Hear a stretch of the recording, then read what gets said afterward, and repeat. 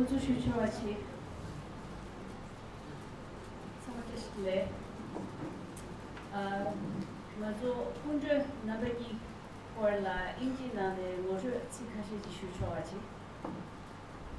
Toma, I would like to first start by sharing a few introductory remarks for our two guest speakers today. We will start with Mr. John Dunne, who is addressing the Central Tibetan Administration employees for the first time today. He's been here to Dharamsala for several occasions due to his affiliation with Emory University's project Mind and Life project. Is that correct? Mind and Life Institute. Mind and Life Institute. I have before me the bio that is on the web, and I'm going to take a little bit of information from that, but I'm going to add a little bit to that. So Professor Dunne was educated at Amherst College and Harvard University, where he received his PhD from the Department of Religion. He is now a member of the faculty at Emory University and has worked as a member of the faculty also at the University of Wisconsin and conducted research at the University of Lausanne in Switzerland and also at the Central Institute of Higher Tibetan Studies in Varanasi. What I would like to add is that Professor Dunne is an accomplished Sanskritist, I hear, and that you speak at least 6 languages, and that you have mentored hundreds of both undergraduate and graduate students in their studies of Buddhism. So today, on behalf of all of us, the Central Tibetan Administration, I'd like to welcome you.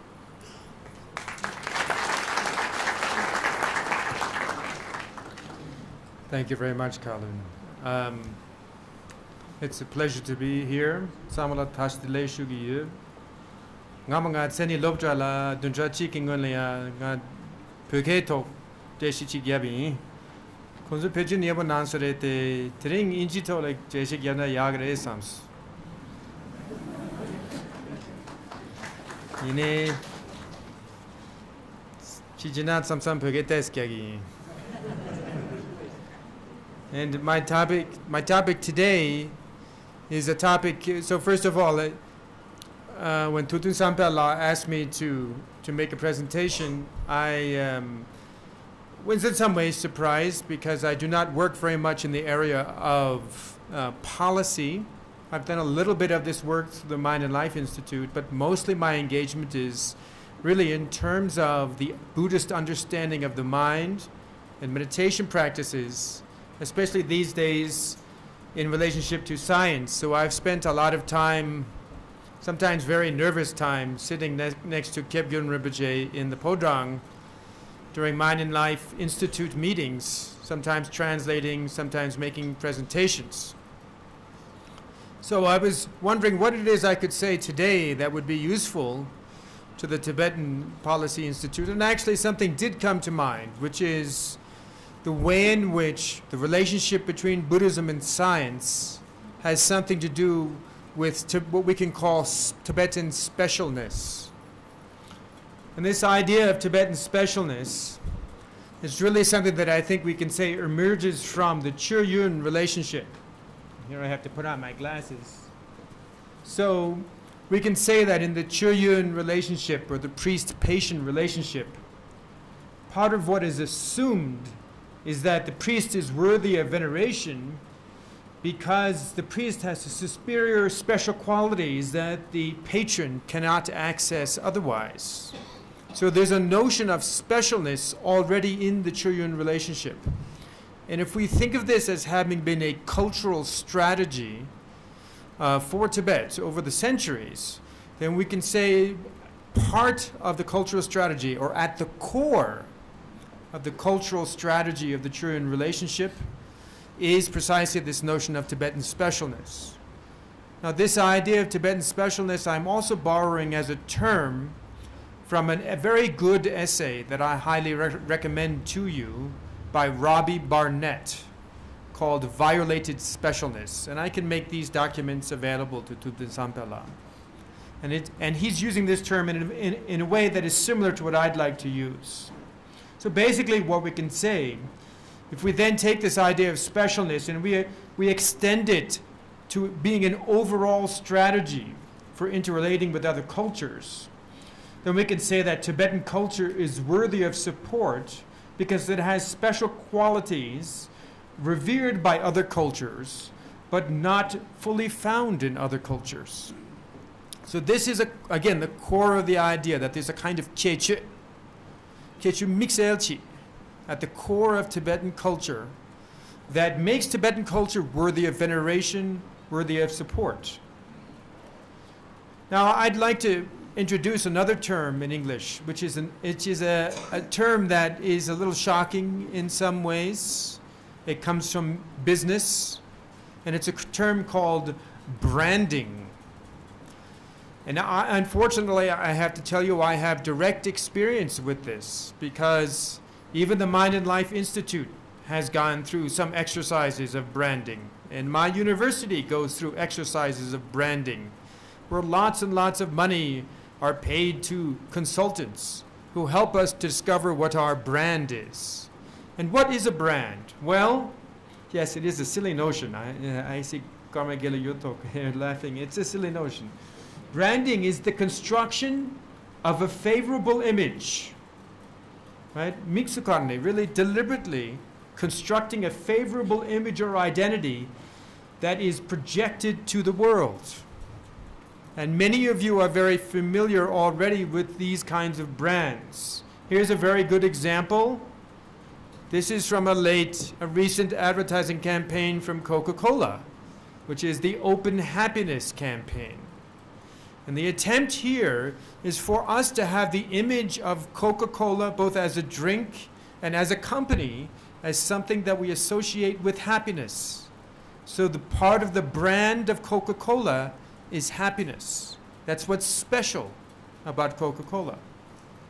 That's why we buy it. Alignment is another important term in this context.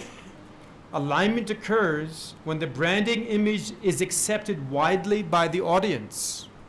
So Coca-Cola has a target audience, consumers, people who will buy Coca-Cola.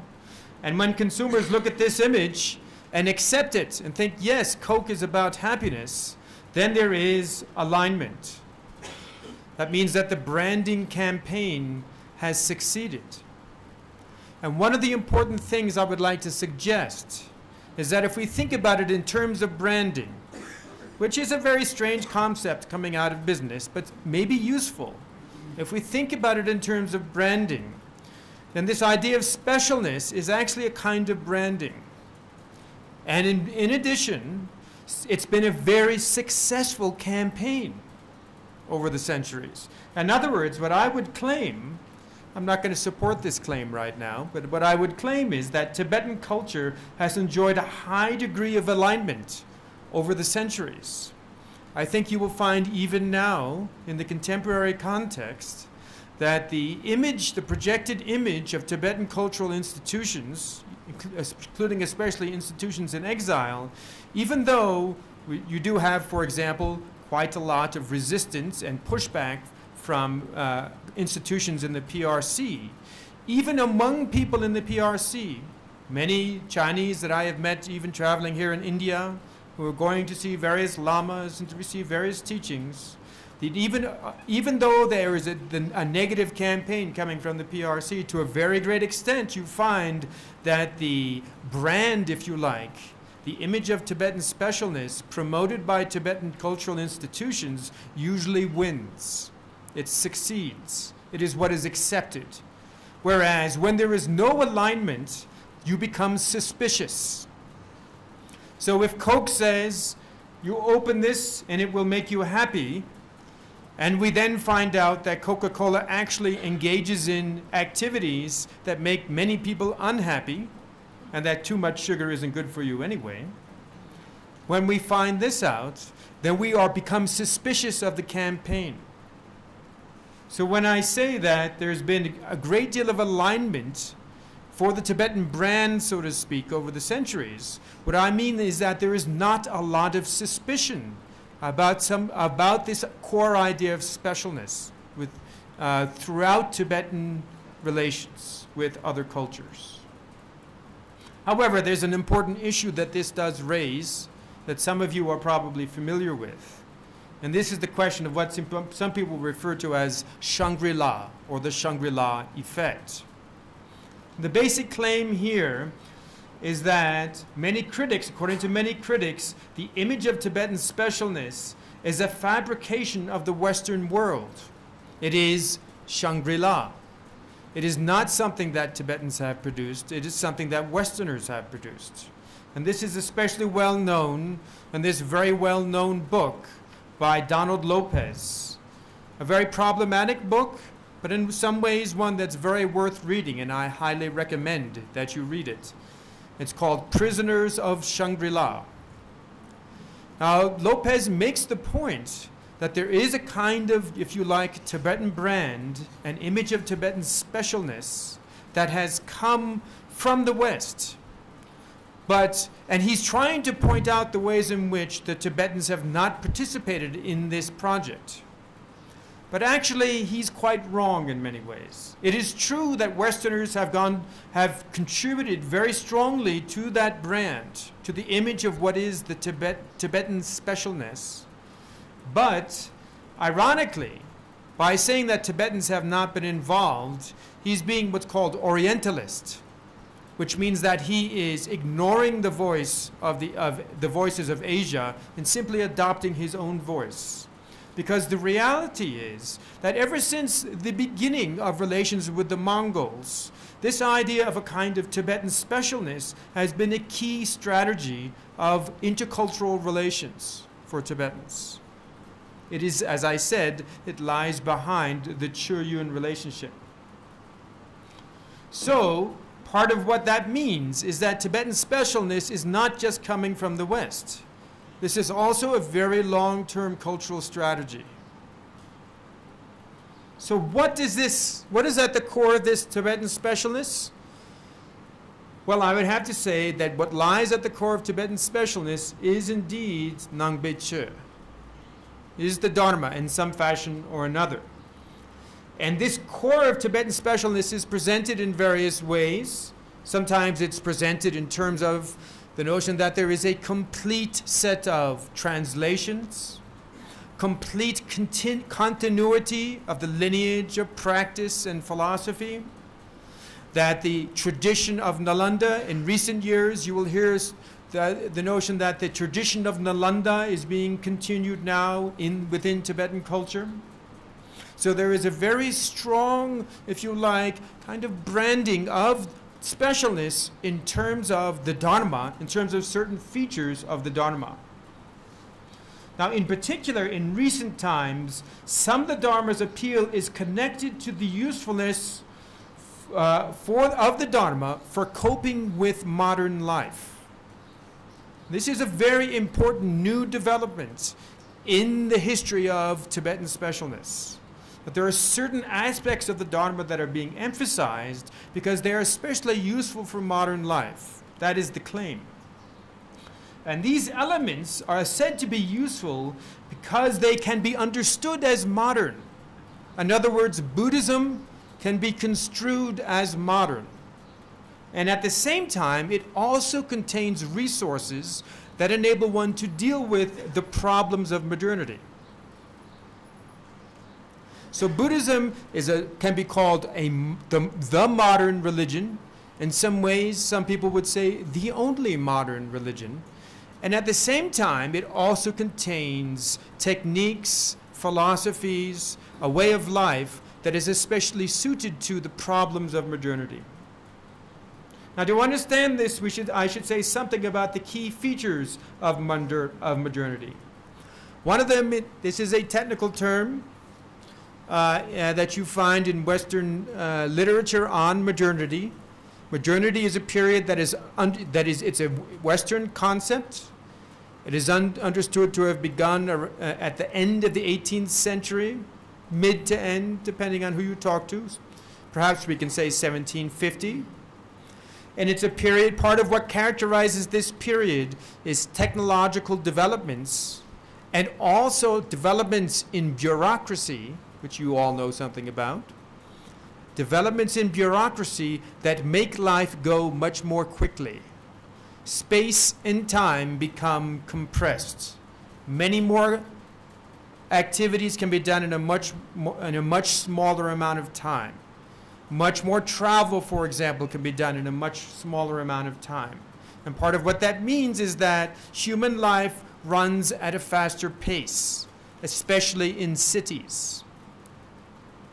A second key feature of modernity, there are many, and I can give you some literature on modernity if you're interested, but another key feature of modernity is what is called scientific rationalism, which is basically the attitude that the truth about the world is going to be determined or known through science, and we can even say through science only. Only through a scientific method can you really determine what is true. And here when we say scientific, what we mean primarily is that the evidence which is used is the evidence of the senses. If we wanted to say it in technical Buddhist language, we say Wambongunsum latene or Ngopotoki jepa. Right? So this is a kind of reasoning that only operates on the basis of what can be observed. In other words, you cannot use traditional knowledge or scripture to prove what is true. Right? So traditional knowledge systems in general no longer seem adequate for knowing the world. That's another very important feature. And a third important feature is really a cluster of features, many features together, is individualism, cultural dislocation, and discontinuity. Now basically what that means is that the image of the modern person in the West is a person who is free from their cultural background. So the modern person is attempting to become someone who can make it themselves, independently of their cultural background. This means that they are a person whose identity is not strongly connected to place or to family. That part of what that means is they experience a sense of dislocation. They don't know where they are in a certain way. This also works out literally in that many people who are the most modern also move the most. So migration is a very important feature of modernity, especially urban migration. People moving into cities, and then especially elite people moving from one job to the next in different cities around the world. Along with this comes a sense of discontinuity, gyunchepa, sense of discontinuity, where the sense of tradition has been cut, because tradition is no longer considered to be adequate. In all of this then, when a person encounters difficulties in their lives, they feel that the traditional resources that have been afforded to them, that were afforded to their grandparents, are no longer available to them.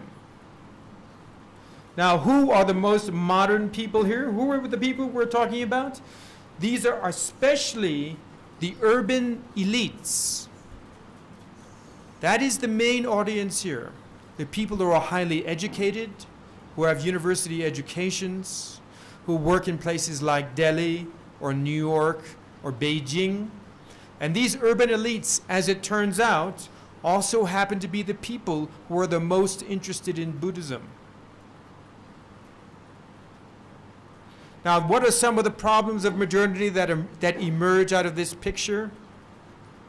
One problem is stress and stress-related illnesses. And there's a lot of literature, and I've worked with a number of scientists and even have some publications with scientists on this issue.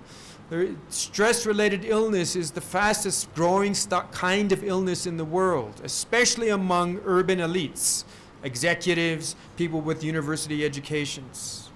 And those stress-related illnesses are very closely connected to the modernity in the way I've described it. For example, the pace of life. There's also a sense of alienation, meaninglessness, and therefore depression. Because old traditional models of the purpose of life no longer apply. One's identity is no longer strongly connected to a sense of family. One is trying to make a new identity that is not just about who your family is and where you are from. So under those conditions, which are conditions that many Westerners and many elite people around the world, not just in the West, experience. You may not experience it, but many of these people experience it intently. Under those conditions, one is very, very much prone to depression. And this is one of the leading psychological illnesses around the world now, especially among these urban elites. So, with all of this together, you then also find the failure of traditional identities and coping mechanisms. One can no longer go to church. One can no longer go ask one's grandparents for advice. These types of coping mechanisms are not available to these modern people. So and why, by the way, are they not available? Because they're not scientific. They are not believed. The traditional brands are not accepted anymore. So what happens? Part of what happens is stress illness. Part of what happens is depression, many other problems. But another very important problem that emerges in this context is extremism. Because religious extremism actually can very well be understood in terms of a reaction to modernity. We'll talk a little bit more about that in just a few minutes. But first, let me say something about the Dharma and modernity. And so, Nangbecho, the Buddha Dharma, has for the last 150 years been going through a process that involves the construction of a kind of modern Buddhism, or Buddhist modernism, if you like.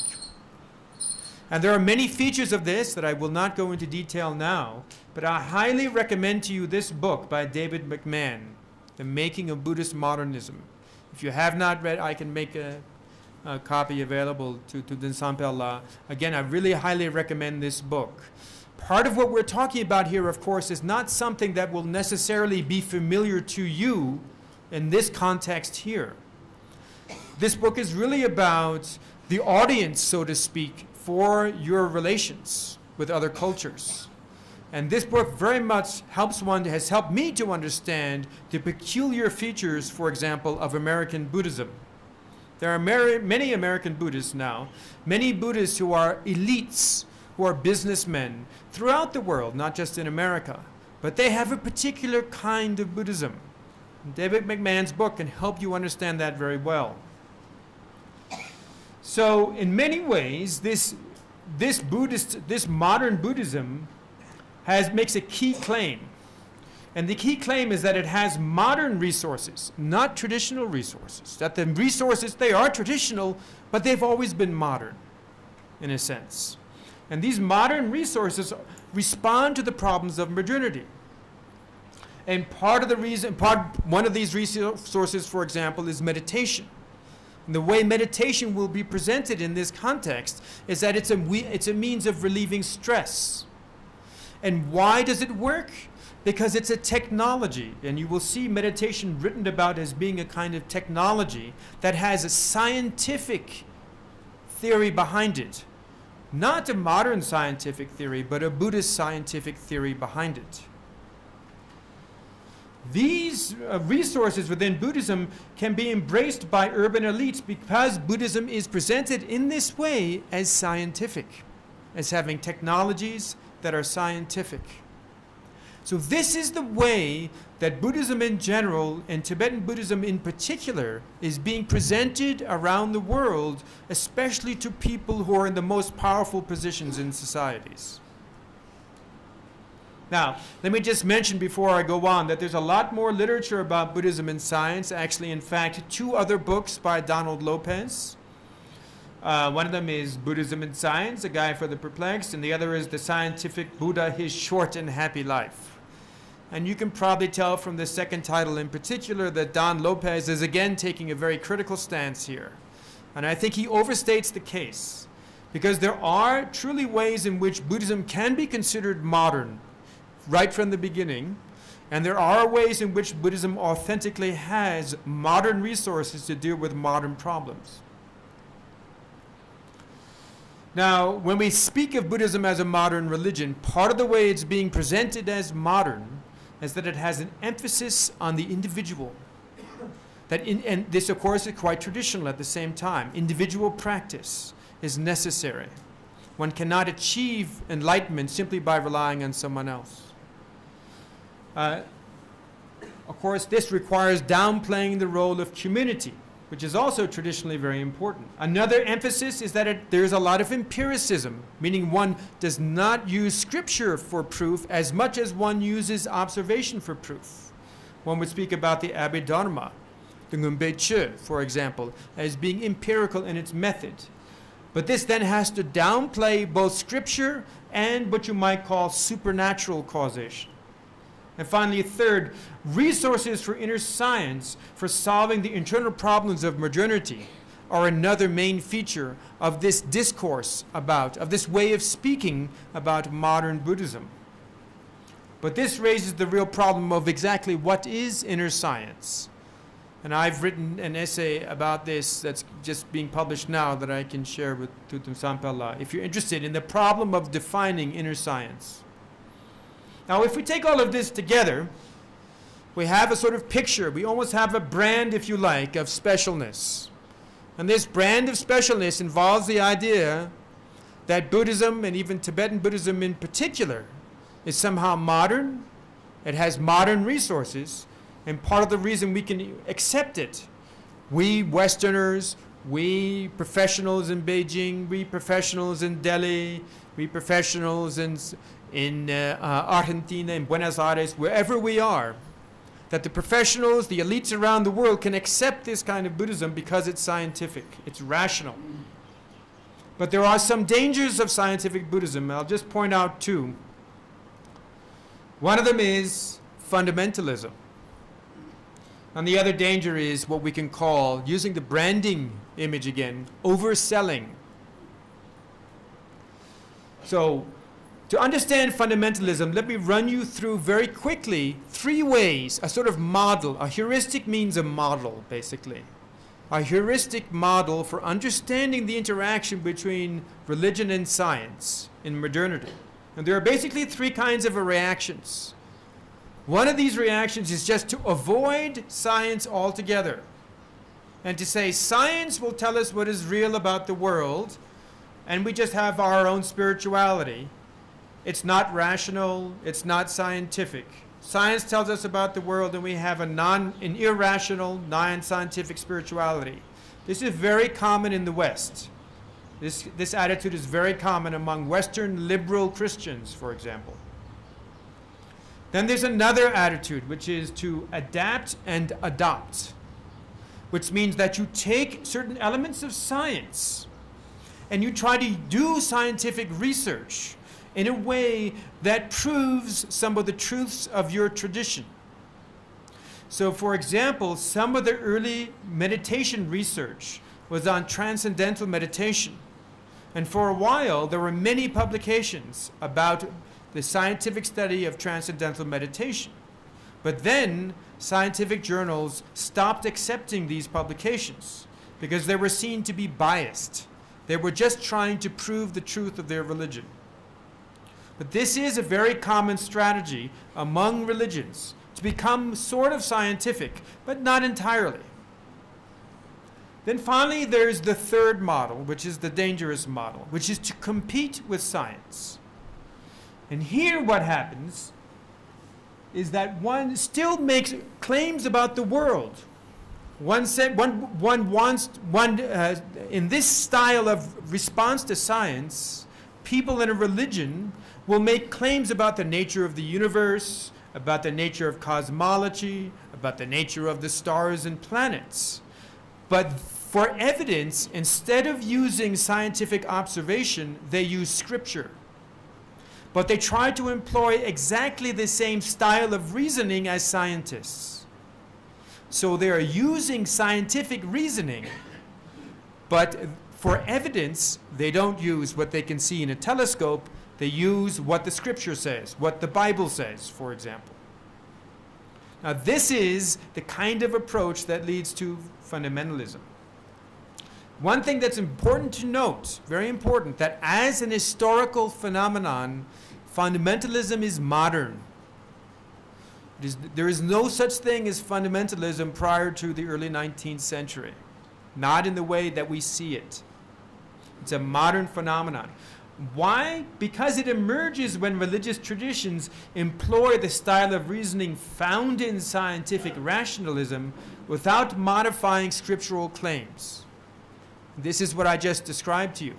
If I wish to prove that the earth, if I wish to examine when did the earth come into existence, if I'm a scientist, the kinds of evidence I use will involve observation of geological strata and so on. If I am a fundamentalist Christian, the evidence I use is the Bible. But the way I do my reasoning is the same. So fundamentalism is a combination of scientific, we think of fundamentalists as not rational. That's actually incorrect. They're very rational. They're, in a sense, almost too rational. They're adopting scientific reason and trying to make that work in a religious context. So, this results in, first of all, intolerance. The perception of scientific reasoning is that it has to have one answer, and therefore multiple interpretations in a tradition, different views in a tradition get eliminated. So traditions, fundamentalist traditions, become very intolerant within their own tradition for different views. They do not tolerate different views in their own tradition. Another problem that emerges is literalism. They begin to interpret their scriptures more and more literally, so that practices, for example, about what to wear, even though their own traditions abandoned these practices centuries ago, they then read in the scripture, it says you must wear this. Since the scripture is treated like a scientific document, that means it must be absolutely true. Therefore, you have to start wearing head coverings, for example. So fundamentalist Christians in certain sects wear head coverings, whereas there was little precedent for this, at least in those traditions in Scotland, for example, where this began. They did this because they read it in the book and they revived it. They read it in their own scriptures and revived it. And then finally, the third element in fundamentalism that emerges through this interaction of science and religion are totalitarian institutions. And a totalitarian institution is not just a government, it's any institution that is trying to control every aspect of a person's life. What they think, what they eat, what they wear, what music they listen to, whether they're allowed to dance. A community that is trying to control every aspect of a person's life is a totalitarian community. So, that's one set of problems that comes out of fundamentalism. I hope it's not too scary. Another set of problems is the problem of overselling Buddhism. Now, what do we mean by overselling? Well, if you oversell your brand, then the audience discovers from some reliable sources that the brand image is inaccurate or just false. So, for example, we had the advertising campaign of open happiness. If we find out that Coca-Cola Company engages in practices in South America, for example, that has led to a lot of labor unrest, unfair practices with their employees, then in that case, we would have to say, and if we trust those sources, we believe these sources that tell us that Coca-Cola is creating a lot of unhappiness, then we'd have to say, well, that was a false brand. And our immediate reaction, of course, is to stop believing any of the brands that Coca-Cola produces. All of the branding campaigns we start to become suspicious of. So the real problem in this context is to oversell Buddhism, to try to make it more scientific than it is, or to make it scientific in ways that it cannot be. Because if we oversell Buddhism, and then scholars like Donald Lopez write books as they do, which are quite well-researched books, and start to point out the ways in which Buddhism is oversold, then that specialness, that branding, will suddenly become not an advantage, but actually a problem. People will start to mistrust the image of Tibet. So, His Holiness the Dalai Lama has come up with a proposal that's very useful here that I just wanted to point out. He wants to make it, he has in several talks and some of the meetings with the Mind and Life Institute, and I think in a recent publication, he's come out with these 3 divisions of Buddhist religion, Buddhist philosophy, and Buddhist science. And he has said these actually in English. So I'm not sure entirely what he means by how he would say in the first one, Nangpe Chuyina, Nangpe Chulukyina. Buddhist philosophy is, of course, Nangpe Tawa or Tsenyi. And then many times recently he's been speaking about Nangpe Tsenrik. So part of the way to avoid trying to oversell Buddhism as science is to say that science is just one part of Buddhism. There's much more to Buddhism than just the scientific aspects of Buddhism. This is, I think, a very important strategy that has a lot of potential. And if this strategy is carried out effectively, there are clearly some advantages to this new way of speaking about the specialness of Tibet, which is connected to this specialness of Buddhism, something that His Holiness the Dalai Lama is clearly very personally interested in as well. It's specifically, there's a sort of larger project that has emerged in some of our Mind and Life dialogues, which is that spirituality without extremism can only emerge within a truly modern or even postmodern form of religion. And Buddhist science can make a critically important contribution to that emergence. What I mean by this is simply this.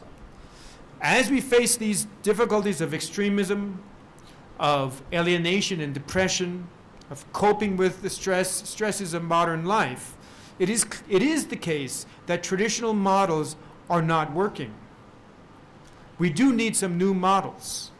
And there is a way in which the kinds of dialogues that His Holiness has embarked on with scientists are producing some of these new models. So this is a project that's not just about Tibet, obviously. It's about a wider benefit. So there are clear advantages to talking about Buddhism in terms of science.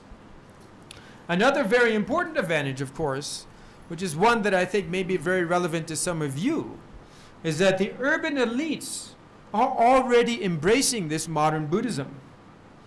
They're already embracing various versions of it, various derivatives of it. Many of them are Tibetan versions of it. Some of these versions of modern Buddhism are just about meditation, they're just about stress relief, but they use even texts from Mahamudra, from Chakchen and Dzogchen, for example. Some of them are more firmly engaged with traditional Tibetan Buddhism. These urban elites are very powerful people. They are a kind of audience for this conversation of specialness. And I think there's an advantage also to speaking to them very carefully, wisely, in these terms. Thank you very much.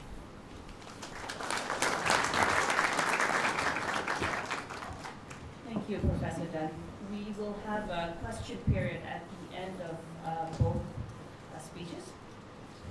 Our second speaker, Professor Michael van Walt van Praag, is an old friend of Tibet. I don't know if is this the first time you're addressing in the context of Tibet Policy Institute? At the conference in December. Yes, December. So Professor Van Walt is currently a visiting professor at Princeton at the School of Historical Studies. Is that correct? And he is an international lawyer who has served as advisor and consultant for numerous government and non-governmental organizations. He is the author of 2 books on current status of Tibet and 2 on conflict resolution. He has taught at a wide range of several universities, including Stanford, UCLA, Indiana, and JNU in Delhi. he remains very active in the work on causes. Whoops. Does this still work? Okay. Remains very active in his engagement working on the causes of conflicts and obstacles to their resolution, focusing particularly on the ways in which history is perceived and mobilized by the antagonistic parties. I would also like to add a few notes to this biographical information. Professor Van Walt has been involved with the issue of Tibet, particularly in terms of our international relations effort, for at least 20 years that I know of, and possibly more. I heard first about you over 20 years ago. And I'm very pleased that today he will be addressing a younger generation of members of the Central Tibetan Administration. I know that he's quite well known amongst the older generation. And so I welcome you today amongst us. Thank you. It works. If it doesn't work. Yeah, it works. Does it work? Yeah. Does it not work? No, I think this one. Because the light's on, but okay. Yes. Thank you very much for that introduction. It makes me feel fairly aged at this point. But it is true, I have been involved in one way or another for a very long time. And so it's always nice to be back and to see many friends and to meet new, enthusiastic and very capable people, as there are so many of you within the administration. And so in thinking about what I might say, on the one hand, because I was here in December and made some remarks then at the conference, the international conference that TPI organized, I will try to avoid making the same comments. But since part of the subject that I want to address, which is different approaches of history and particularly because of their relevance today, some small parts of what I will be saying you may already have heard in December. Some of the people who've known me longer may recognize some things from the past as well. Anyway, the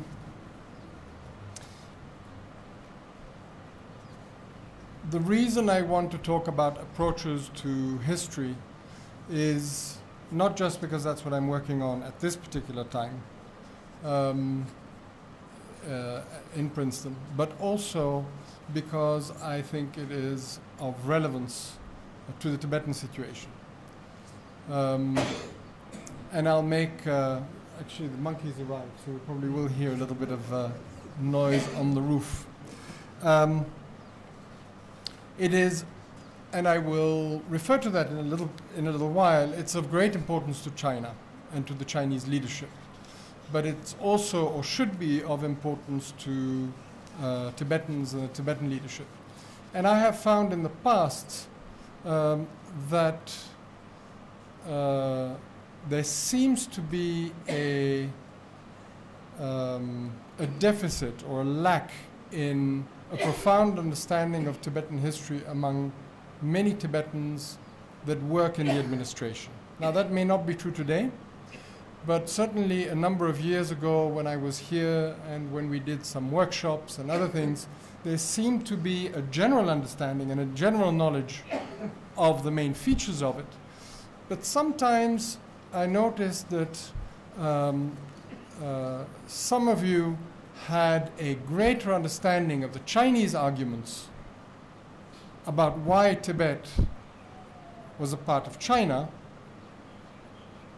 and had sometimes difficulty in responding to that because of a lesser understanding of the Tibetan arguments about why Tibet might not have been a part of China.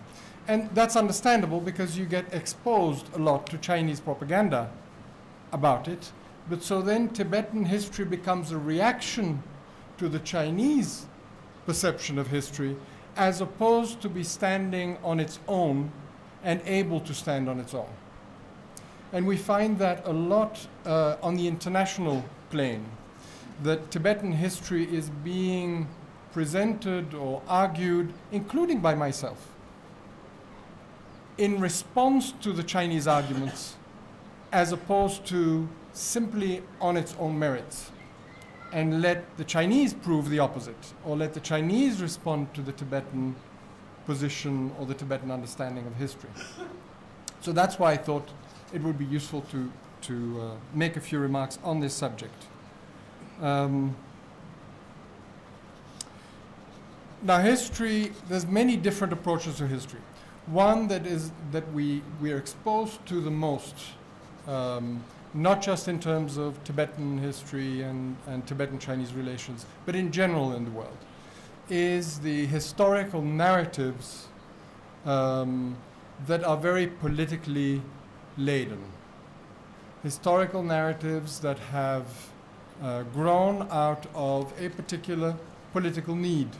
And when countries or parties within countries are in conflict, historical narratives tend to become more and more solidified, more and more, less and less flexible, and less able to recognize the possible legitimacy of different views about history. They become more selective by ignoring certain facts or ignoring certain opinions and interpretations, and emphasizing those that support an argument. And this is entirely normal, and it happens all the time. Again, not just in terms of Tibet and China, but in terms of what you see elsewhere as well. But understanding that this is simply a phenomenon, that this is simply something that happens, may help us take a step back and look at history perhaps from a different approach and see where that leads. So another approach can be the one that I worked on many years ago, which is an international legal analysis of history.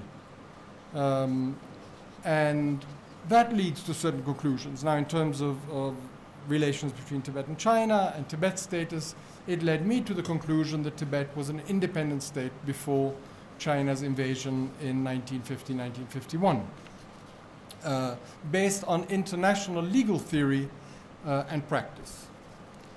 Another approach, and that's the approach that I'm working on at this time, is to look at the nature of polities, the nature of political communities and political structures of governance in the past, within their contexts, as they were perceived, to the extent it's possible for us to reconstruct that, by the players themselves at the time. In other words, how did Tibetan rulers and other Tibetan relevant players in the 18th century view the Tibetan polity, view Tibet, view the Tibetan community, the relationship between government and the people? But also, how did they view their relations with the Mongols, with the Nepalese, the Gorkhas or others, with the Manchu, with the Chinese, etc.? And vice versa, how did the Manchu view their relations with the Tibetans, with Tibetan lamas, with Tibetan Dalai Lamas, with other Tibetan political leaders and religious leaders, with Mongolians? How did they view the relations between the Mongolians and the Tibetans, and so forth? In other words, trying not to do what history today in textbooks primarily does, which is to look at the state as it exists today. For example, India, China, Germany, Russia, and project back in time that same state and try to tell the story of a continuity of that state to legitimize today's existence of the state and its borders, which is what most history books do, but rather let go of today's conception of the state and try to look at what a particular, and that's why I use the word polity, what that particular political community meant at the time. And I use the word polity rather than state because state today has a certain understanding and connotation and meaning which it may not have had at the time. China today, the PRC, is perhaps an extreme example, or at least a very clear example, of this kind of projection of the PRC today and trying to tell a history that legitimizes this multinational state that exists today as if it had always existed for millennia, and justifying therefore the legitimacy of its existence today in terms of a continuity of legitimacy. And the Chinese traditional and Confucian intellectual way of writing history lends itself extremely well to this kind of interpretation, because throughout history, historians in China have emphasized the legitimacy of any regime, of any empire, on the basis of its continuity with the past, whether or not that continuity existed in fact.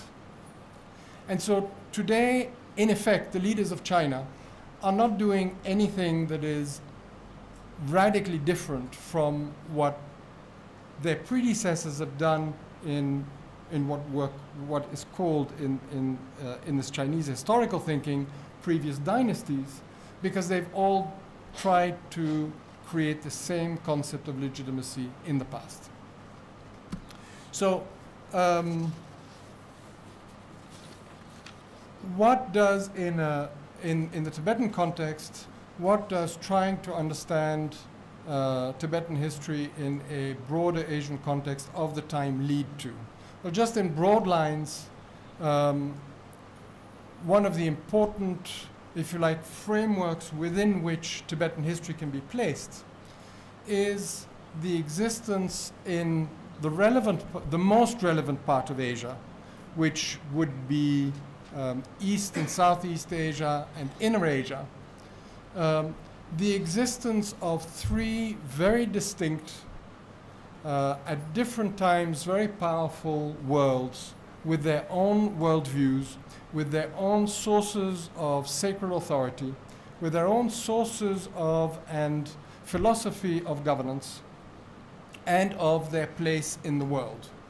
Being, at least if we were to start around the 12th century or the 11th century, or the 12th or 13th century, would be the Mongol Jinggisid world, the Chinese Confucian world, or the Sinic Confucian world, and the Tibetan Buddhist world.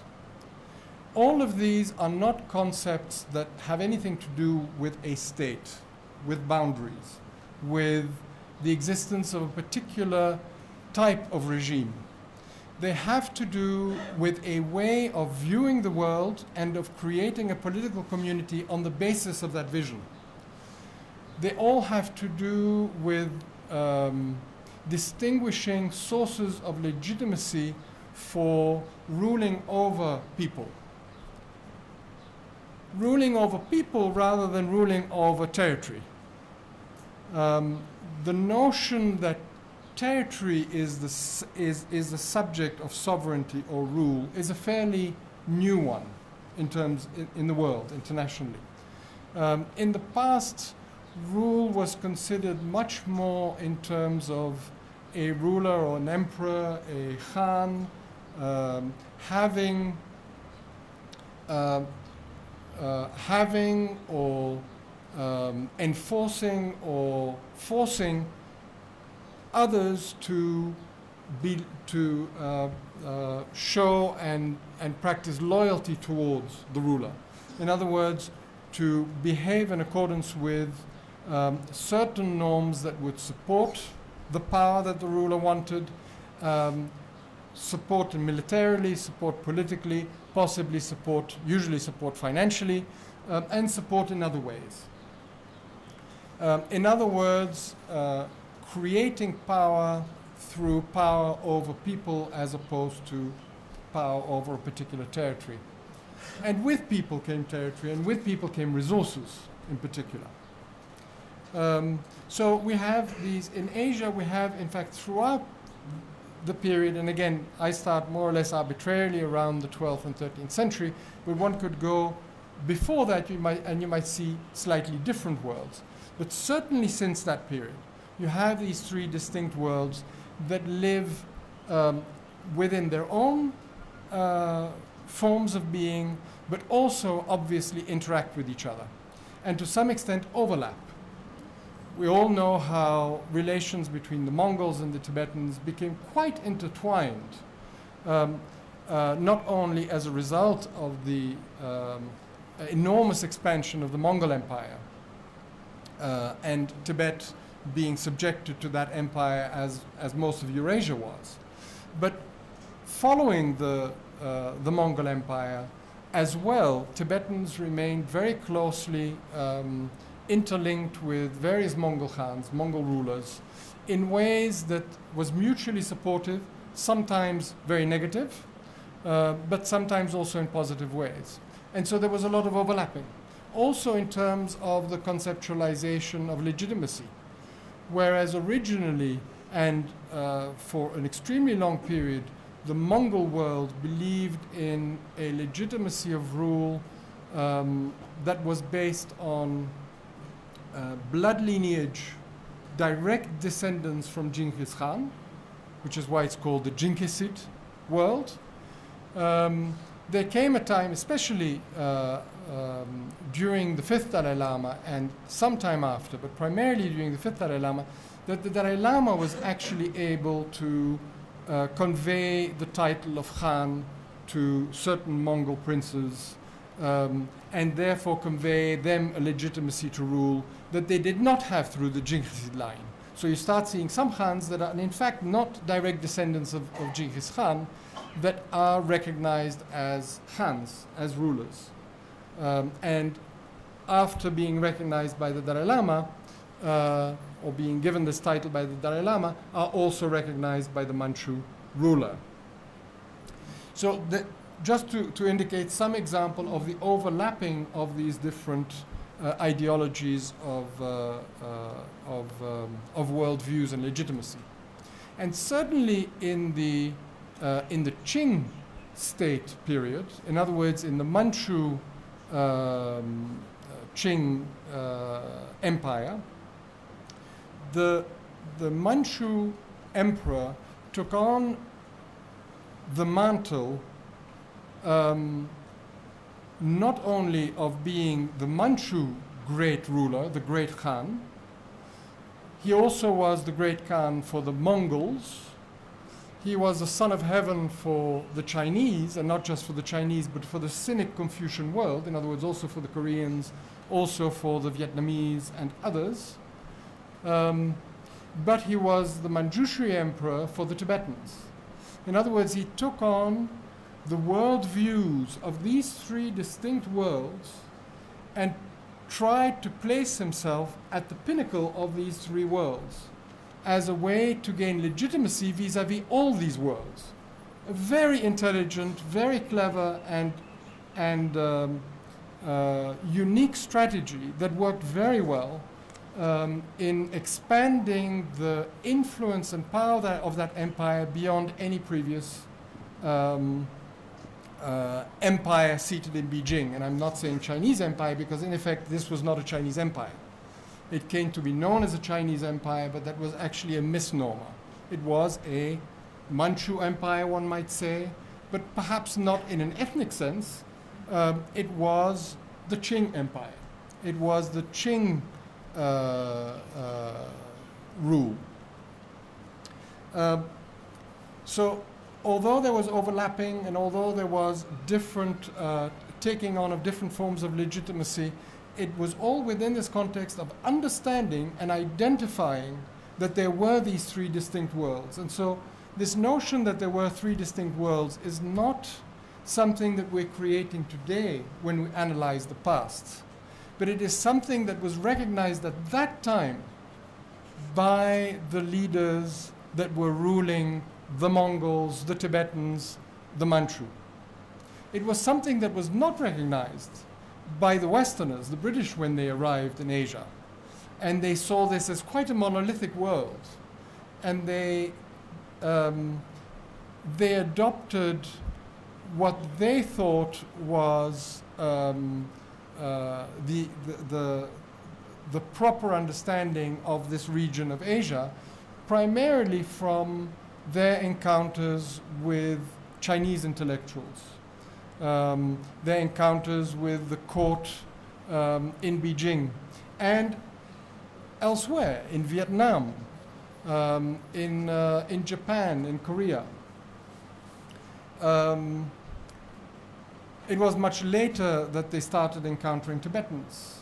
And although Marco Polo obviously had crossed Mongolia and at a very early stage and understood the Mongol world, this was a very different time in history.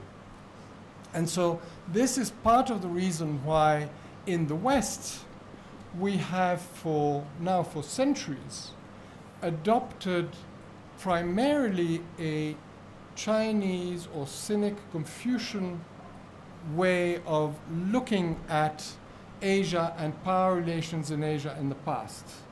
In other words, from the perspective that there was one large empire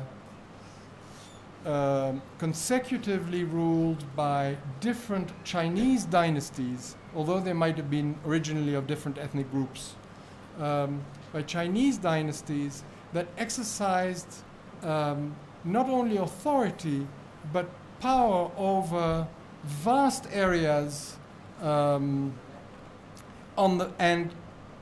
considered them to be part of the empire on the basis of what scribes, what was called literati, what bureaucrats wrote in the official histories of these dynasties. And when one understands that these official histories of the various dynasties that are purportedly Chinese were written to achieve, that they were written as currently the PRC is rewriting Qing history in a project that will probably be finished sometime this year or next year. Every dynasty wrote the official history of the previous dynasty with the purpose of strengthening the legitimacy not of the previous dynasty, but of their own dynasty. So today the PRC is again doing precisely what others have done. It is rewriting Qing history to strengthen the legitimacy of today's leadership in Beijing as opposed to reinterpreting Qing history in a way that makes Qing history more understandable. So again, it is nothing unusual. It is simply a system which, when we understand, we can read that official history with different glasses than we might if we think what it says is actually just a reflection of reality in every sense. Doesn't mean that there isn't some accurate stuff in there. There's a lot. But it has to be read with a certain understanding. Just as I think Tibetan history, written primarily from a religious narrative point of view, to explain the greatness and the spread of religion, the greatness of Tibetan lamas, individual ones, Tibetan schools of thoughts, of the Dalai Lama, should also be written with an understanding in mind of the purpose of the writing of that history. And again, it doesn't mean that it doesn't include very accurate information, but it is presented in a way for a particular purpose. And understanding that makes us be able to analyze it in a way that today we can perceive how they viewed their history, how they viewed the world in which they lived, and their relations. So, as I mentioned in December, for the Chinese, history and historical interpretation, I believe, is of vital importance, which is why there is such an enormous emphasis on their part on Tibetans or the world accepting their version of history. Because today, and not just today, but certainly today, the Chinese leadership feels and I may be overstating this, a crisis of legitimacy. And there certainly is a lack of legitimacy, a visible lack of legitimacy for their rule in Tibet. But there is also a kind of simmering and perhaps growing questioning of the legitimacy among some Chinese intellectuals and perhaps a growing number of Chinese intellectuals. Now, not in terms of the existence of the Chinese state, not even in terms of the borders of the Chinese state today, the PRC, but in terms of the legitimacy of or the monopoly of power of the Communist Party, and in particular those that are today in the Communist Party, that do not have their roots in the revolution that gave legitimacy to Mao Zedong and the people who were part of the Long March and who were part of the initial recreation of a strong China with a new ideology. The lack of ideology, of communist ideology, also contributes to this questioning about why it is the Communist Party that should have the monopoly on power, if there is no longer an ideology that supports that monopoly. And so it is certain that Chinese leaders feel this problem, and Tibet is part of this problem. And Tibet is an important part of it, precisely because the Chinese government insists that Tibet is an integral part of China. If Chinese government were to describe Tibet as a dependency of the PRC, or as some special relationship, or as even as emphasize its autonomy and its distinct history and its distinct past, the questioning or lack of legitimacy of its rule over Tibet might not taint the legitimacy to rule China, their legitimacy to rule China and the Chinese people. But the more it's being presented as an integral part of China, with its same collective history, the more a challenge anywhere in this perception of China, anywhere in the PRC, to the authority and legitimacy of today's rulers in Beijing affects their legitimacy according to a deep sense of Confucian understanding of legitimacy, affects the legitimacy of their rule of all the Chinese people. And that, I think, is why the question of Tibet in terms of its history and their need for Tibetans to give them, and when I say Tibetans, of course for the Chinese leaders it is the Dalai Lama that needs to give them, to transfer the legitimacy over to them to rule Tibet. And if he were to do that, then this legitimacy problem, the Tibetan one, could be removed as a potential to a challenge to their legitimacy. As long as the Dalai Lama and the Tibetan leadership, the CTA leadership, remains outside of Tibet and challenges the legitimacy of the Chinese to rule Tibet, and as long as the Tibetan people inside Tibet visibly do so, which today there's little doubt that they do, that challenge remains alive and is of extremely significant importance for the Chinese.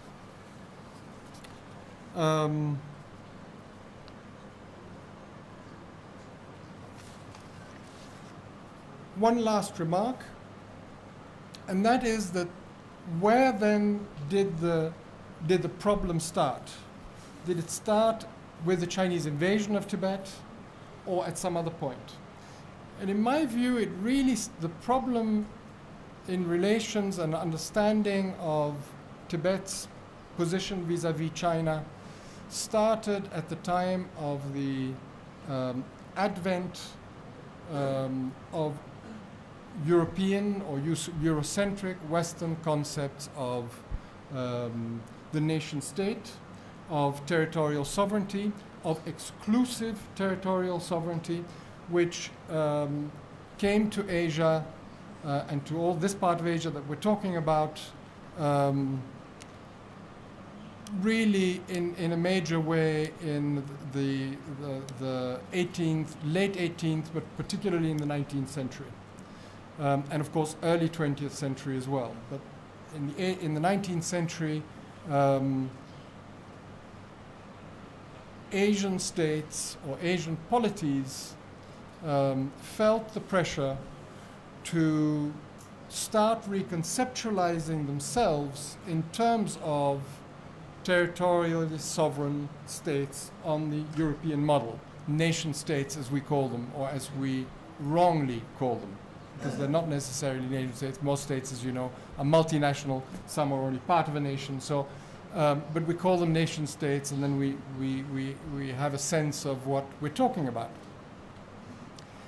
And the pressure they felt because the New World Order was being imposed on the world, and everybody that wanted to be part of it, anybody that wanted to have a say in it or be respected in it and not be treated simply as an uncivilized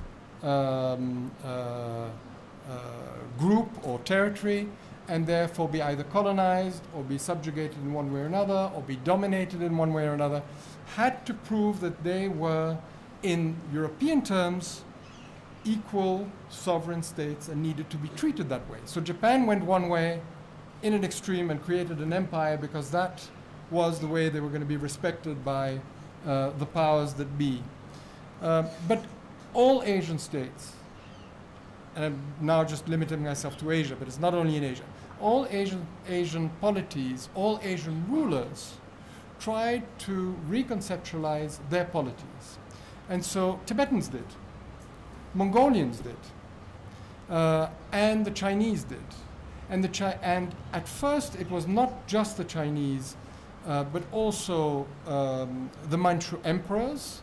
But the pressure came primarily from the Chinese literati that wanted to reinterpret the empire as a nation state, and so you already see in the late 19th century and certainly in the early 20th century that the Empress Dowager, for example, tries to push the boundaries of the Chinese state, because at that point it already starts being described as a Chinese empire, into Tibet militarily, also tries to colonize Mongol areas that were before not colonized by Chinese colonists, in order to define the new borders of what was going to be the Chinese state. It didn't work very well, and the empire collapsed. But then the next Chinese state, the Republic, really tried to consolidate this notion of the Chinese state and tried to transfer what was an empire, which was a Manchu empire or Qing empire, into a Chinese state in the European concept of what a state should be. Claiming all those areas that might have been dependencies or that were being ruled one way or another or came under influence of the emperor as being part of the Chinese state. That was their way of trying to create their position in the world. Tibetans tried to create the concept of their state, especially the 13th Dalai Lama, after having been in Mongolia for a while, after having been treated badly by the court in Beijing in 1908, and then after being in exile in northern India and coming into much closer contact than ever before with the British, also developed his conceptions about the Tibetan state in a territorially sovereign sense. And one sees that very well with the resulting treaty between Mongolia and Tibet, in which the independence of both states is stated very clearly and explicitly, and in a number of communications by the Dalai Lama and his government at the time with foreign powers, in which he establishes that Tibet is an independent state and is not subject to China. So that is really when the trouble started between Tibet and China. Before that, relations, we've talked about the Choyun relationship, relations were essentially positive. Relations between both Tibet and the Mongols and between Tibet and with the Ming there weren't many relations. There were some, but certainly with the Manchu emperor were relations that worked mutually beneficially. Each got what they needed out of that relationship and could argue what they wanted vis-a-vis towards their people and within their worldview. But once there was only one system accepted in the new worldview, only one kind of state, mutually exclusive sovereignty, it meant that you could no longer have different worldviews that each interpreted relations to their own benefit. But you had to have one straitjacket of interpretation, which meant either you were part of something or you were independent. And there was nothing in between. And there was no way to make these very black and white systems of relations mutually beneficial in the context in which they were being developed at the time. So that's where the problem started.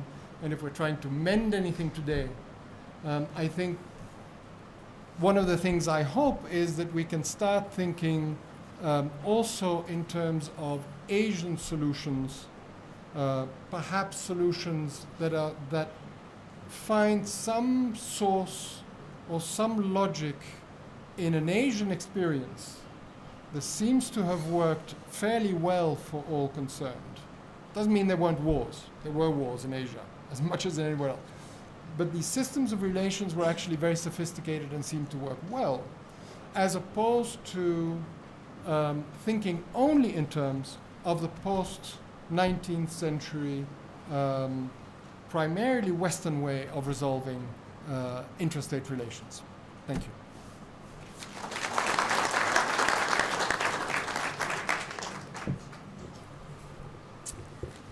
So we will now open the floor for questions. We will have, it's 5:30, so we'll have the next 30 minutes for question period, if you're both fine with that. Professor Van Walt, yes, you're good. Right, so if you would, is there a microphone somewhere, Sambala?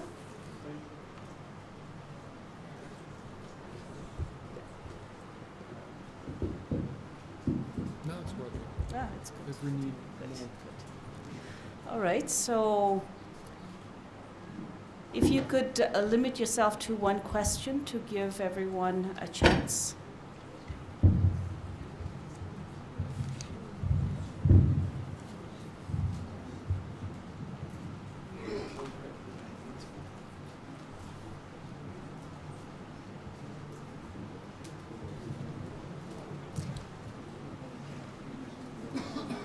Could you please, before you ask your question, just state your name and which department you're from, just as a courtesy to our two guest speakers so you know, they know who you are?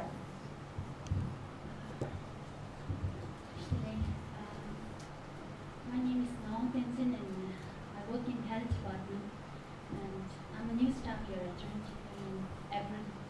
My question is to Sir Gautam Chan and speaking of priest-patron relationship, it is a term which is like more commonly known among Tibetans and Mongolian and Chinese. And sovereignty is a term like which came later. It's more common from the Western point of view. So my question is like during the priest-patron relationship that Tibet enjoyed with Mongolia and China. Whether Tibet can be called a sovereign nation that time during the priest-patron relationship. Can Tibet be a sovereign nation? Because we know that from 1913 to 51, Tibet was like an independent nation. But during the priest-patron relationship, they were a dependent nation of the Mongolia and Manchu. So, what is the Western understanding of this priest-patron relationship? Thank you.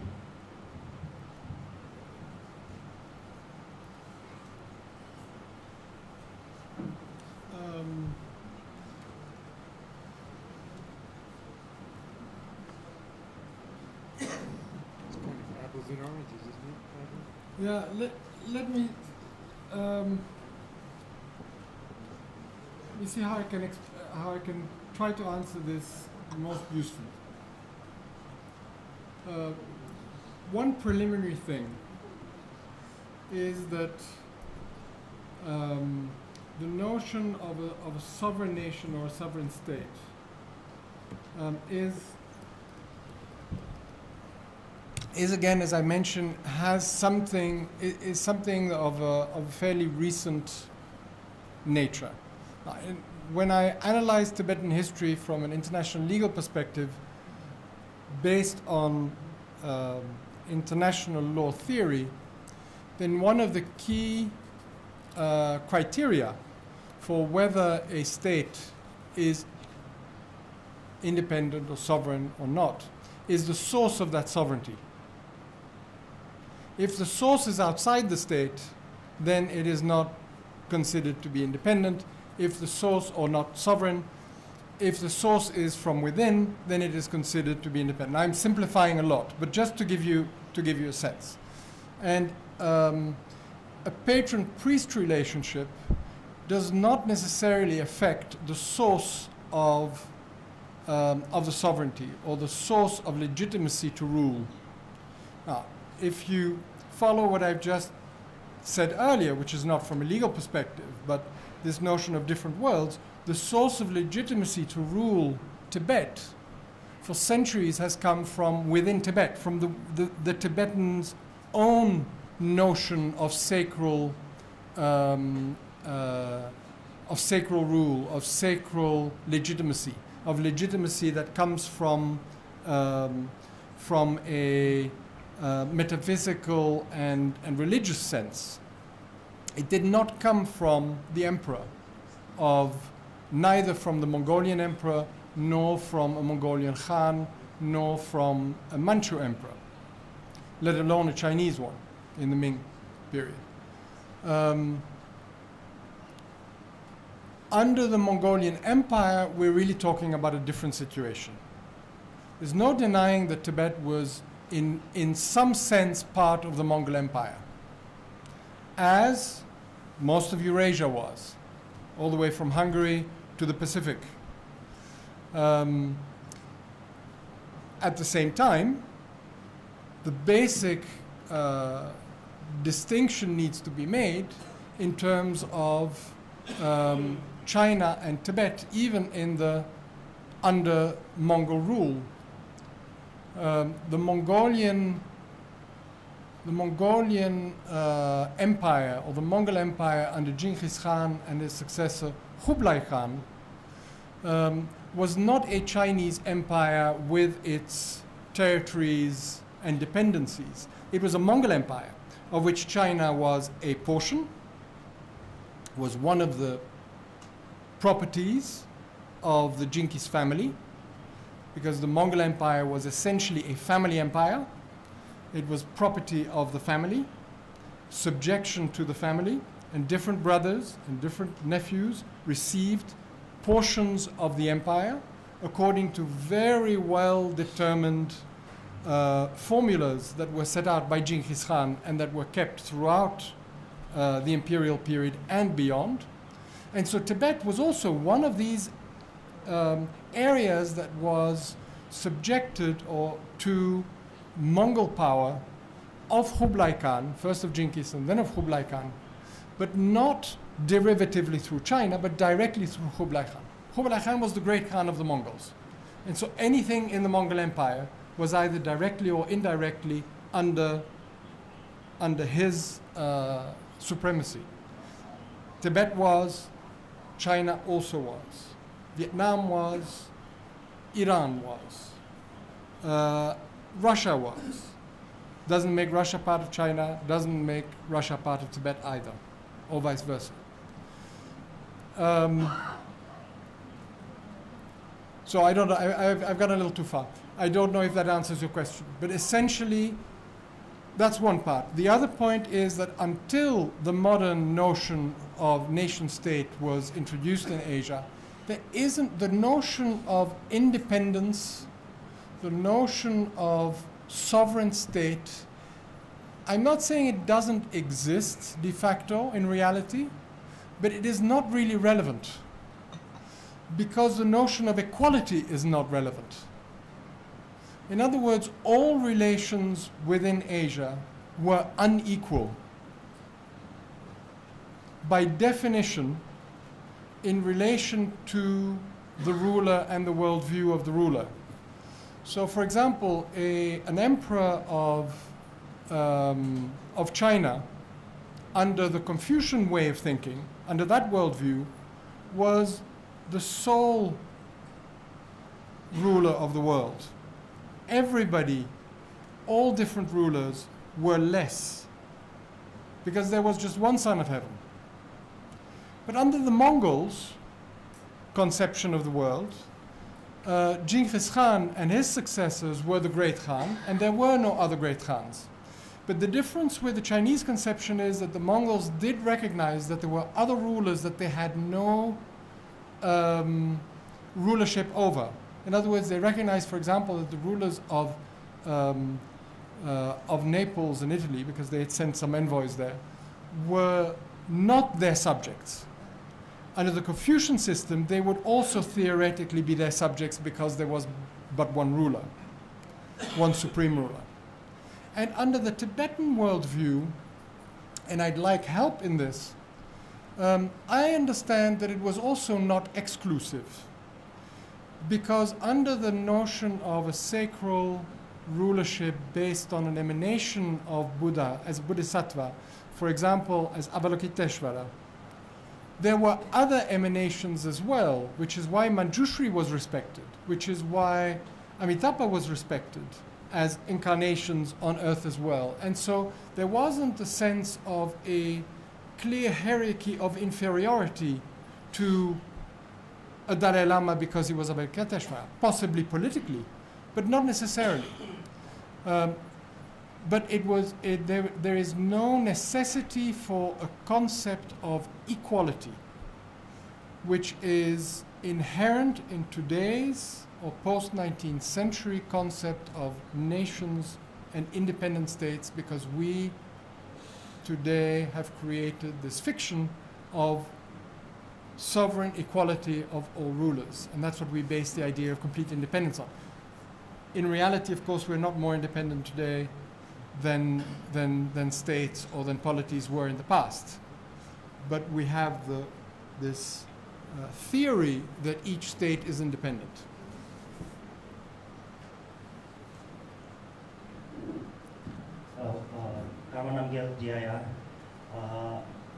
If I understood you correctly, Michael, you seem to suggest that there is a lack of legitimacy on the part of China to rule over Tibet, and you seem to suggest that for the negotiations or the dialogue to move further, we as the administration or Tibetan people have to give the legitimacy to Chinese people, Chinese government. Is that what you suggest? No. No, don't misunderstand me. No. What I am saying is that seen from the perspective of the Chinese leadership today, they need legitimacy to rule Tibet. And legitimacy can be acquired by different ways. You know, if you have a democratic system and you have a vote and a large majority votes in favor of a particular leadership, in this case, if there was a fair election in Tibet and the vast majority of Tibetans would say, we want to be ruled by Beijing in the way this is being done today, we're part of the PRC, we accept this rulership, that would give the rulership legitimacy, I think, unquestionably.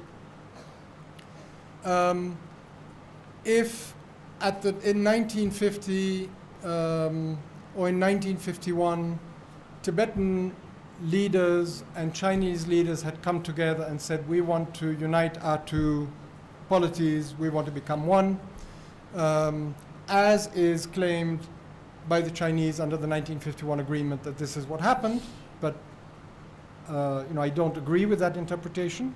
I believe the 1951 agreement was imposed on Tibet and is therefore not valid under international law, and therefore does not create legitimacy for rule over Tibet. So those are ways of getting legitimacy. In the past, before the 20th century, and certainly before 1945, but even earlier than that, legitimacy could be acquired also by military conquest, simply by sending an army, taking a territory, or subjecting a ruler to military force. That is no longer a legitimate way to acquire legitimacy. In other words, that does not give legitimacy. So the military invasion of Tibet also has not created legitimacy. So China needs a visible and agreed upon source of legitimacy. And as long as Tibetans challenge that legitimacy, especially the Tibetans inside Tibet, but given the stature of His Holiness and the continuity of the legitimacy of His Holiness, which the Chinese understand very well, this notion of continuity of legitimacy, they know the Tibetan system of legitimacy. And so they know that His Holiness represents that legitimacy and that continuity. To China, it is very important that they get this somehow. That is why it is not, I believe, that is why, and I'm not speaking personally, it is not something that can be transferred or given easily and cheaply. But I believe that if an agreement can be reached through negotiations that is truly satisfactory to the Tibetans, that brings benefits to the Tibetans, and that takes care of the legitimate interests of the Chinese or of the leaders of the PRC, if an agreement can be found, and then that agreement can give the legitimacy that China's rulers need. Because that would be a voluntary act on both parts to resolve the issue in a way that Tibetans would be satisfied with it.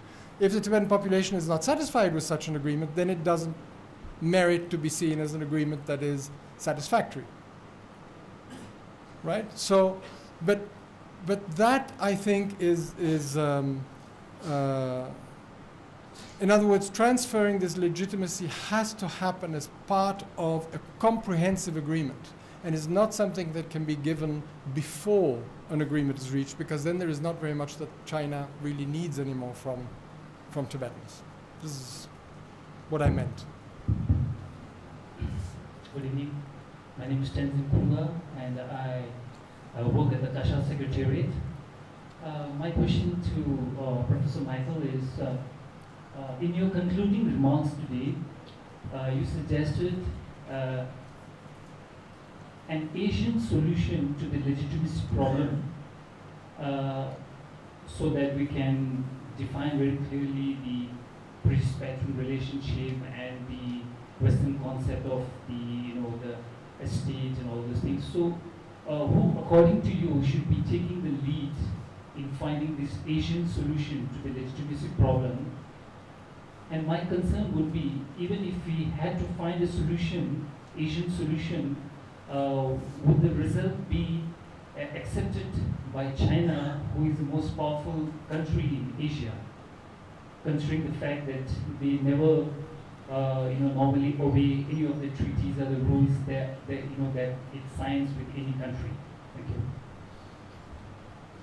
Well, by Asian solution, I mean something that responds to something deeper than just Western legal concepts that are today no longer Western. They're international, don't get me wrong. This is now agreed that international law is international. But it originated from a certain concept of the world and world order, which is not an Asian one, or was not an Asian one. And so, let me be a little bit more concrete.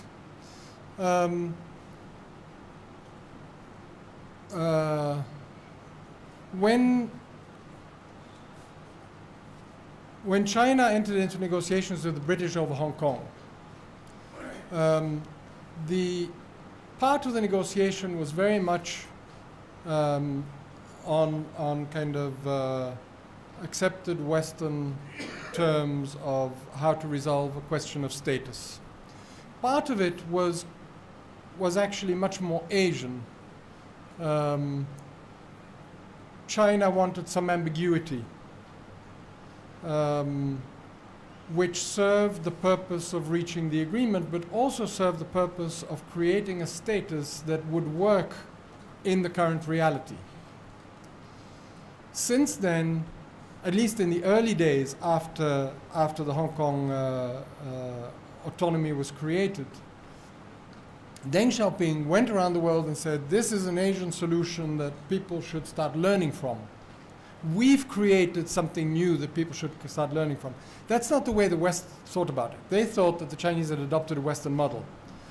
And in effect, they didn't adopt a Western model. They adopted some of the language of it and some of the parts of it. But if you really analyze the autonomy of Hong Kong, it is not a Western model autonomy. It is a hybrid, if you wish. But it clearly has some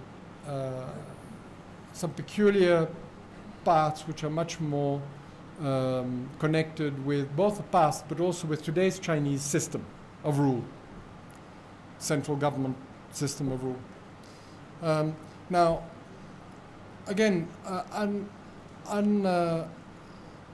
in terms of Tibetan China, looking at the way in which Tibet used to have relations with other powers in the past, with other rulers, and I don't mean just China, with the Mongols, with the Manchu, in terms of this patron-priest relationship. In other words, a mutually beneficial relationship where one protects the other, gives them some benefits, financial or economic or any kind, but where Tibetans rule themselves, make decisions for themselves, are not dependent on that outside patron, if you like, to rule themselves, to determine their own destiny. That is a concept that Tibetans have had for centuries and understand. Apparently, it's also a concept to some extent that the Chinese understand, perhaps less than the Mongolians do. Mongolians would understand it much better, perhaps because they have a longer tradition of it. But in other words, a mutually beneficial relationship that is not seen as as giving something up by either side, but is actually seen as gaining something by both sides. And His Holiness's proposals within the framework of the Middle Way, proposal that was given to the Chinese in terms of the memorandum and the note that was attached to it, can be viewed in this way if Tibetans present it and feel and try to achieve it in this way. In other words, if it's seen as, if negotiating with the Chinese is seen as a positive way of getting control back to the Tibetan people,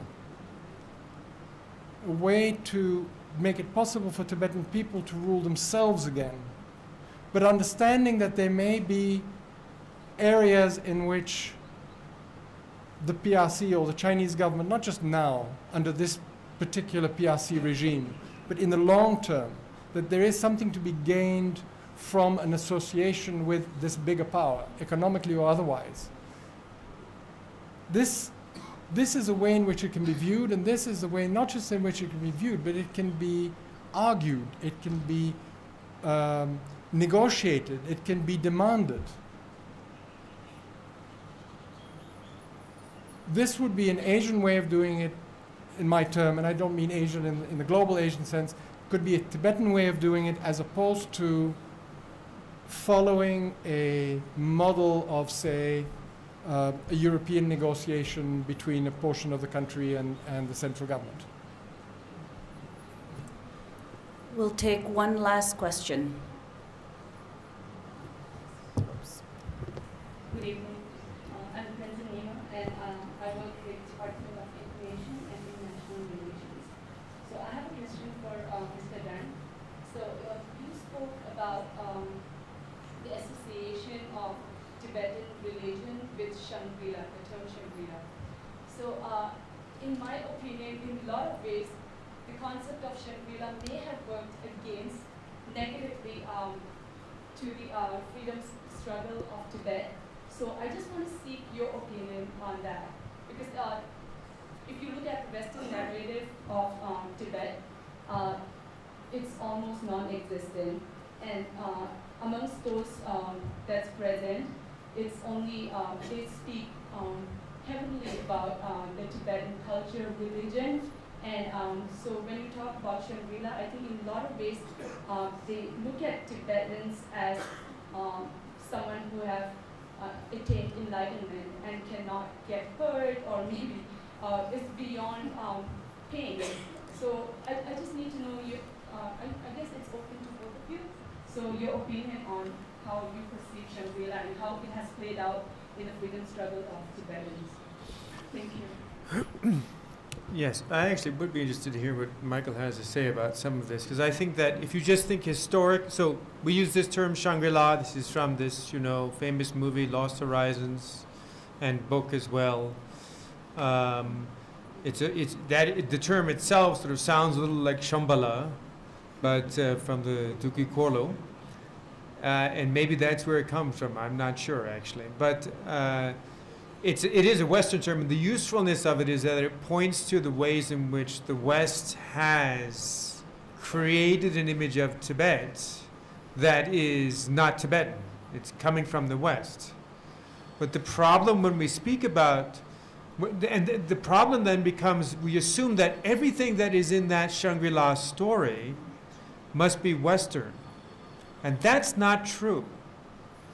There is a very long history of the encounter of Tibetans with its neighbors, with other polities, which is, I think, a very good term here, in which the way in which Tibetan identity was presented, or what was powerful, what was worthy about the Tibetan polity was not its military strength, of course, in the period of the Imperium it was, of the Tibetan Imperium, but not thereafter, not with the Mongols.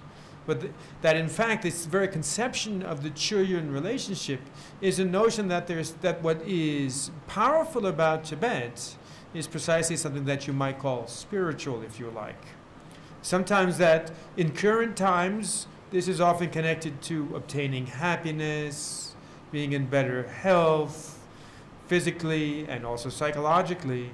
In the past, for example, with the Mongols, it was actually sometimes very much about tunakpo, if you could, what kinds of powerful spells could you send, actually.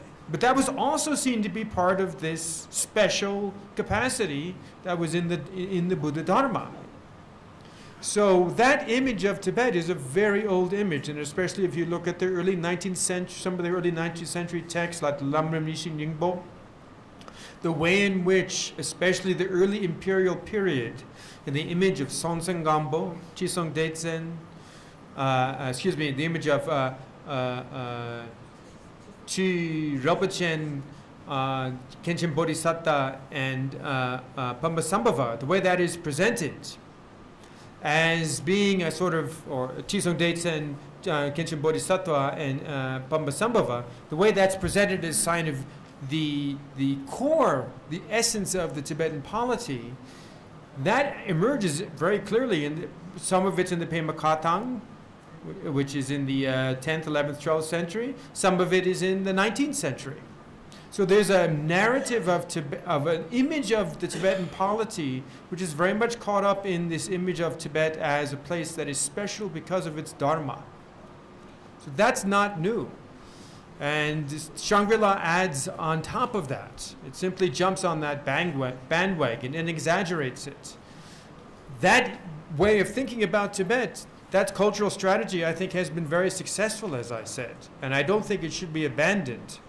But it needs to be very carefully managed.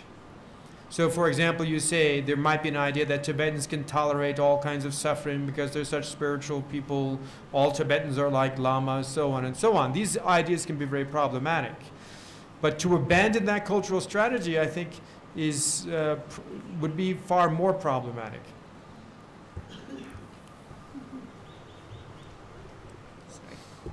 I would only say that on the one hand it's been positive for the reasons that John just mentioned, but also it has hooked many people on Tibet. I mean, many people started becoming interested because they read Lost Horizon, or they saw the movie, or they read Lobsang Rampa's novels, or something like this. So as a path to have interested some people, it has had some usefulness, let's say.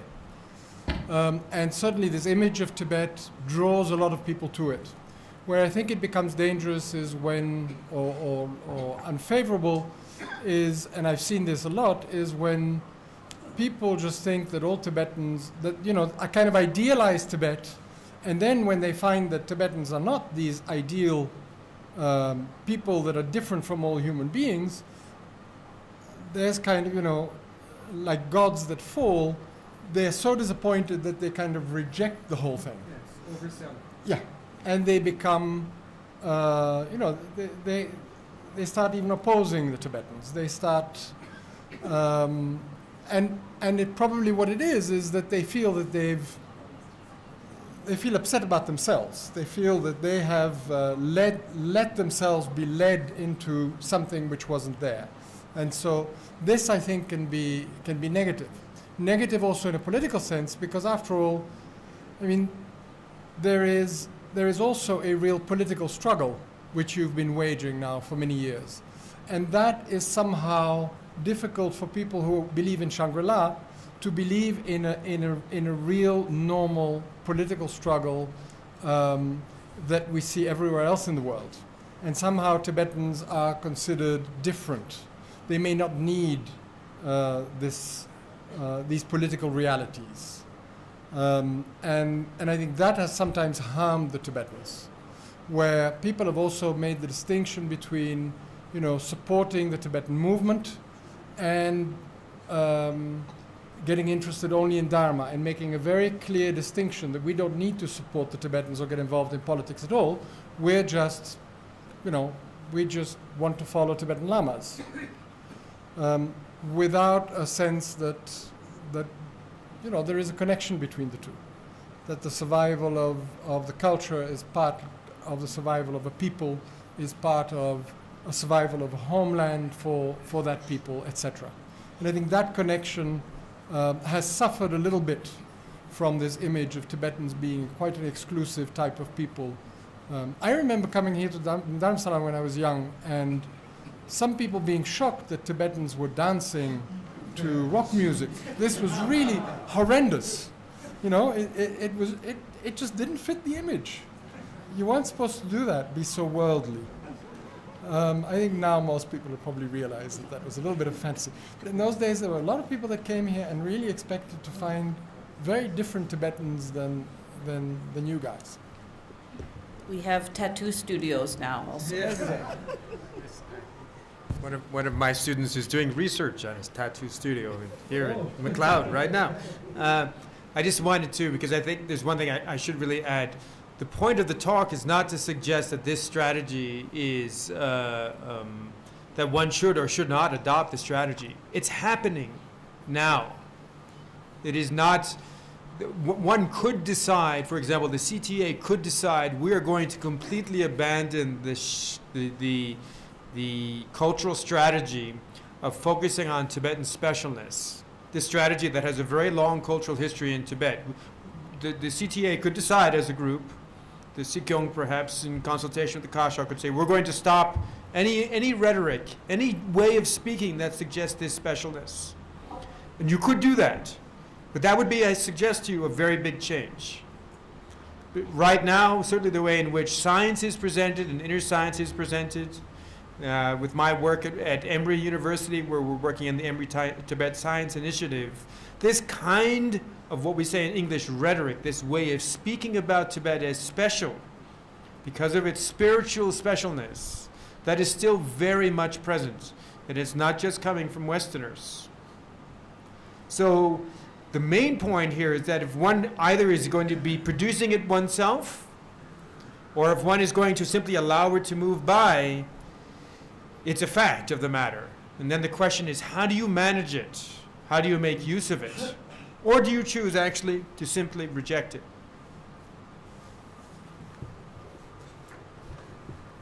I'd like to just say a few words before Sampela's closing remarks. I want to thank Professor Dunne. I think your research is most interesting, not only because it is the reality that there is a growing interest in Dharma and its connection to how it can benefit how it can benefit people in a modern life, modernity, but also that it's also there's a parallel phenomena in terms of the emergence of the popularity of Dharma, the growing interest within the Chinese urban elite as well, both in mainland China as well as surrounding Southeast Asian countries, where a growing number of Buddhists are of Chinese origin.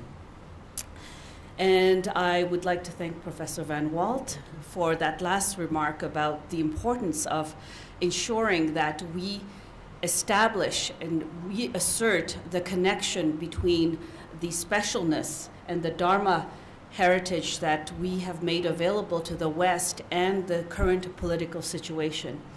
I think that also your research and your remarks emphasize to all of us as members of the governing body, leading body, the governance structure of the Tibetan community, that we are leading, our mission is leading the political struggle in response to the aspirations of Tibetans inside Tibet, and how important it is for us to understand the status of Tibet within the international legal framework, within the modern definition of nationhood, and also to understand and know Tibetan history on its own merit, and not only in response to Chinese propaganda about their reinterpretation of Tibetan history to reassert or to assert their legitimacy in Tibet.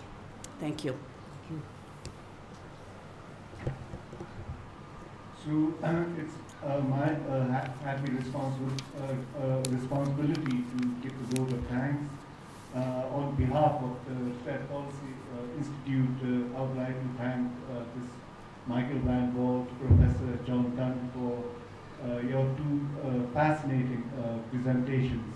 We've learned a lot, and we'll walk away from this meeting better informed and better grounded in Tibetan history and in Buddhism and science, and the conversation between the two. So thank you very much. And on behalf of the Tibet Policy Institute, I would like to thank Karin Tikit Choyang for this moderating this session. And lastly, I would like to thank the staff here for your presence. You've sat for 2 solid hours in rapt attention and interest. So thank you very much.